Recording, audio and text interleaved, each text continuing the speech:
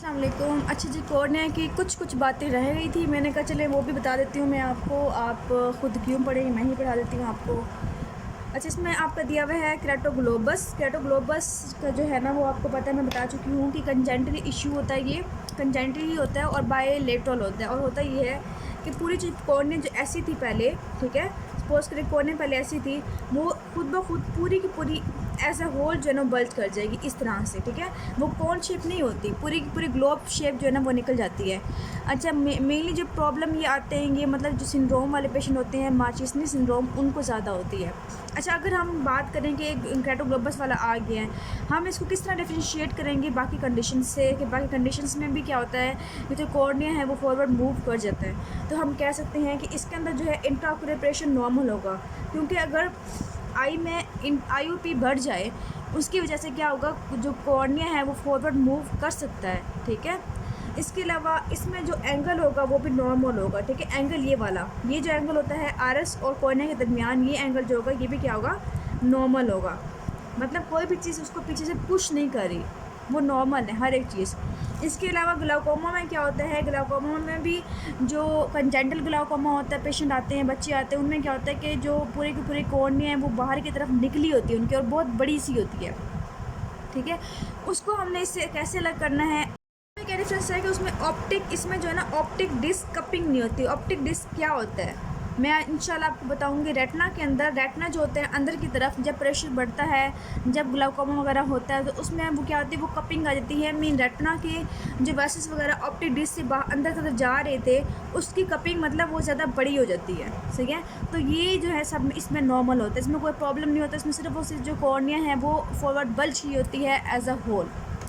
आगे आपके टॉपिक दिया हुआ है पिगमेंटेशन का, तो ये जो है आपके MCQs के लिए इंपॉर्टेंट है, सिर्फ और सिर्फ MCQs के लिए आपने से कर लेना है। उन्होंने कहा है कि आर्गाइरोसिस होता है। आर्गाइरोसिस क्या होता है कि इसमें जो मेम्ब्रेन होती है कॉर्निया की, डेसिमस मेम्ब्रेन होती है, डी वाली में जो मेम्ब्रेन होती है, उसमें अंदर क्या होता है कि डेपोजिशन हो जाती है किस चीज़ की, ब्लैक कलर की डेपोजिशन हो जाएगी अगर कोई इंसान prolong silver nitrate salt use करता है, तो उसे हम कहेंगे आर्गाइरोसिस। फिर वो कहने कि ब्लड स्टेनिंग भी हो सकती है, इसलिए कि अगर कोई ट्रॉमा वगैरह हो जाए और कॉर्निया के अंदर की तरफ ब्लड स्टेन कर जाए, रह जाए वहाँ पे, तो क्या होगा कि जो कॉर्निया के अंदर वाली लेयर थी एंडोथीलियम, एंडोथीलियम जो होगी वो थोड़ी सी ख़राब हो जाएगी, उससे जो है वो सेल्स जो हैं हीमोसिडर वो मूव करके आई के अंदर डिपॉजिट होना स्टार्ट हो जाएंगे।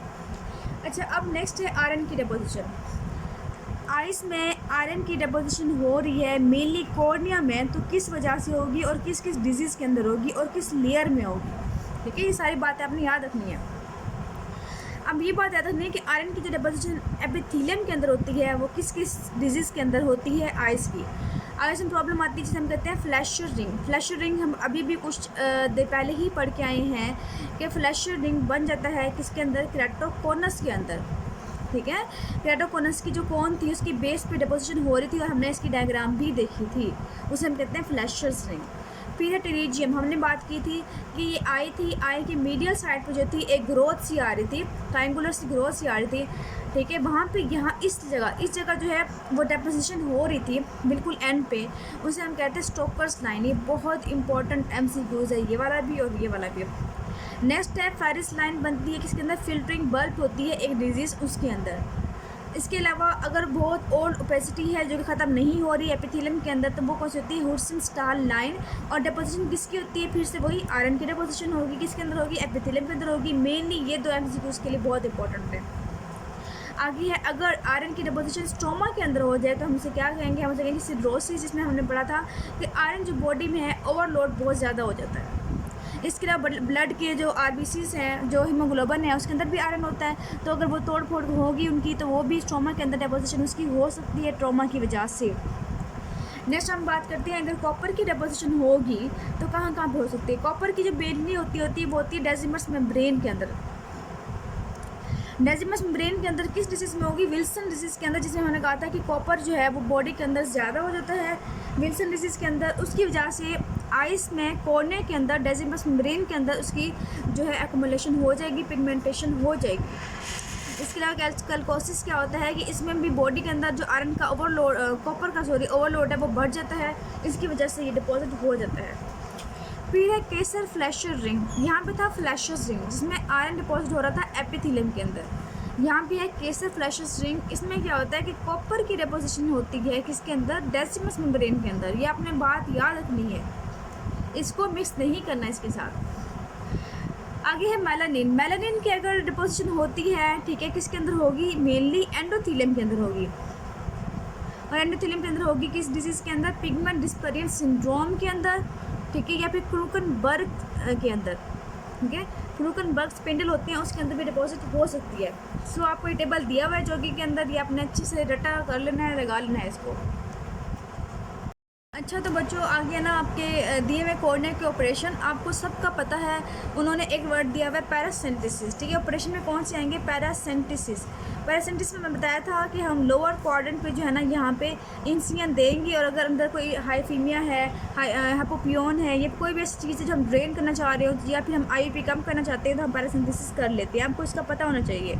सेकंड में दिया हुआ है टार्सोडेफी, तो मैं टार्सोडेफी काफ़ी दफ़ा बता चुकी हूँ कि इसमें क्या होता है, इसमें मेनली ये होता है कि हमने आइज़ को यहाँ से क्लोज़ कर देना होता है। अब वो कहते हैं कि ये लेटरल टार्सोडेफी भी हो सकती है, ठीक है, या फिर हम इसे कहते हैं पैरामीडियन भी हो सकती है। और पैरामीडियन जो होती है वो मिडिल बनाते होते हैं दोनों साइड, इधर भी और इधर भी हमने लगा देना होता है, ठीक है। एक इंसियन इधर और एक इंसियन इधर लगा देती होती है। सो ये आपने कर लेना है, इतना ज़्यादा इंपॉर्टेंट नहीं है, आप ये कर सकते हैं, वो डायग्राम देख सकते हैं।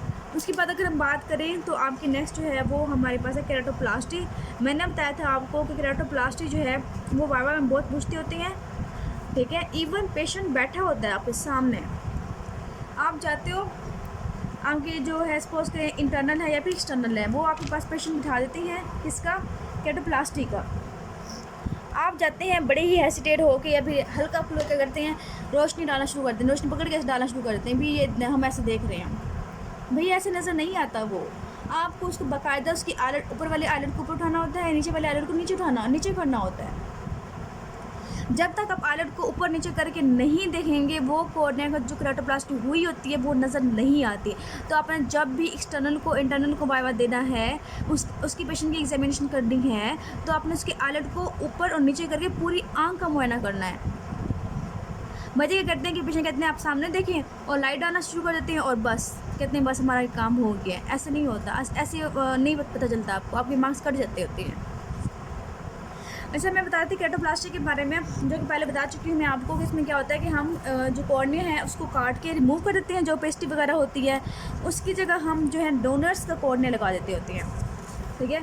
इसमें होते हैं दो तरह के, हमने बताया था फुल थिकनेस होती है जिसमें क्या होगा पूरी की पूरी कॉर्निया की टोटल थिकनेस रिमूव कर लेती होती हैं और फिर हम उसमें जो नेक्स्ट वाला है वो ट्रांसप्लांट कर देते होते हैं। दूसरी होती है पार्शियल। मैंने बताया था कि पार्शियल को हम कहते हैं लैमिलर कहती होती हैं और फुल थिकनेस को हम कहते होते हैं क्या चीज़, पेनिट्रेटिंग। अच्छा ये आपका हो गया। इंडिकेशंस की बात ये है कि अगर सेंट्रल में ओपेसिटी हो या फिर कुछ तरह से अल्सर वगैरह हो गया, फंगल का जो रिमूव ही ना हो रहा हो, जो परमानेंट हो गया हो वहाँ पे, तब भी कर सकते हैं। कोई स्ट्रक्चरल डिफॉर्मिटी हो तब भी हम कर सकते होती हैं, ठीक है। कौन सा इंडिकेशन सिंपल सी होती है वो आप कर लेते होते हैं। मेन हम चीज़ करते हैं इसकी कॉम्प्लिकेशंस आपने रीड कर लेनी है एक दफ़ा, बहुत ज़्यादा इंपॉर्टेंट नहीं है लेकिन MCQs के लिए आ सकती है। मैंने बताया था आपको कि आपके जो MCQs होती हैं जो मुश्किल समझे जाते हैं वो ये है कि वो बाज़ औक़ात ऐसे वैसे टॉपिक से आ जाती हैं जो कि हम पढ़ते नहीं हैं। ऐसे कॉम्प्लिकेशंस में अर्ली हो सकती हैं और इसमें इसके अलावा लेट हो सकती हैं। अगर हम बात करें अर्ली की, कौन कौन सी कॉम्प्लिकेशंस आएंगी अर्ली के अंदर, तो आपने याद रखना है कि जो हमने कॉर्निया लगाया है ये वाला, ये हमने और कॉर्निया लगा दिया है, यहाँ पुराना कॉर्निया तो यहाँ पे हमने लगा दिया, ठीक है। अब जो कॉर्निया लगाया है हमने और वो उसका जो है ना वो अंटीरियर जो है ना वो फ्लैट हो जाए, अंटीरियर जो है चैम्बर वो फ्लैट हो जाए, उसकी वजह से ये फ्लैट हो जाएगा तो अंटी चैम्बर फ्लैट हो जाएगा, उससे प्रॉब्लम आएगी। इसके अलावा आयरिस प्रोलैप्स कर सकता है, मीन्स ऐसी बात है कोई हमने डोनर कॉर्निया लगाया है तो मे बी वो डिस्प्लेस हो सकता है, ठीक है। इसके अलावा इन्फेक्शन हो सकता है इसके अंदर। लेट की अगर हम बात करें तो क्या क्या होगा, लेट में ये होता है कि ग्राफ्ट की फेलियर हो सकती है, ऐसी बात है हम जो ग्राफ्ट लगाया है वो एक्सेप्ट ना करे उसको। इसके अलावा सेकेंडरी ग्लाउकोमा हो सकता है, सेकेंडरी ग्लाउकोमा इसमें डेवलप कर सकता है, हमने ग्राफ्ट लगाया है, अंटिएशन का फॉर्मेशन हो सकती है। इसके अलावा आपको पता है बहुत इंपॉर्टेंट एस्टिग्मेटिज्म हो सकती है कि हमने जो कॉर्निया लगाया है ये वाला, उसकी जो सरफेस है उसी तरह रही ना, वो टेढ़ी मेढ़ी हो जाए, वो कुछ भी हो सकता है, उसको तो एस्टिग्मेटिज्म डेवलप कर सकता है। तो आपने याद कर लेना अच्छे से, MCQ उसके लिए इंपॉर्टेंट है। अगर हमने किसी का कॉर्निया लेना है तो डेथ के फ़ौरन बाद एज़ सून एज़ पॉसिबल हम रिमूव कर लेते होते हैं, या मैक्सिमम हम 5 to 6 आवर्स तक जो है ना वो वेट कर सकते हैं। इतना अगर डिले हो गया तो हम निकालें, लेकिन मेनली होता है कि हम जितने जल्दी हो सके हम कॉर्निया रिमूव कर लें उसका। अच्छा बच्चों, ये मैंने टॉपिक आपको नहीं करवाया और ये नहीं करना होता, लेकिन कुछ चीज़ें ऐसी हैं जो कि आपने रीड करनी है, वो आप कर सकते हैं। अच्छा, इसमें सबसे पहले वो कह रहे हैं कि डिस्ट्रोफी क्या होती है और डीजनरेशन क्या होता है। आपको पता है कि डीजनरेशन जो होता है वो ये होता है कि एज के साथ साथ किसी ट्रॉमा की वजह से, किसी डिजीज़ की वजह से जो है उसके अंदर, उस बॉडी के पार्ट के अंदर जो है वो चेंजेस आ जाएँ, उसे हम कहते हैं डीजनरेशंस। और डिस्ट्रोफी क्या होती है? डिस्ट्रोफी ये होती है कि ये इनहेरिटेड प्रॉब्लम होती है, इनहेरिटेड की वजह से वहाँ पे जो जो इश्यूज़ आते हैं उसे हम कहते हैं डिस्ट्रोफीज़। अच्छा, अब ये है कि डीजनरेशन की अगर हम बात करें, सेंट्रल डीजनरेशन है और पेरिफेरल है। इसके अंदर आपने अगर करना भी है, सपोज करें तो आपने ये कर लेना है, ये कर लेना है, आर्कस सनलस कर लेना है। ये जो है ये आपके MCQs के लिए इंपॉर्टेंट है, आप इसको एक बार रीड कर लें और बिल्कुल भी बेशक ना करें। मूलन से मैंने करवा दिया है आपको, ठीक है, वो भी इसी के अंदर ही आएगा, बाकी बेशक आप छोड़ दें।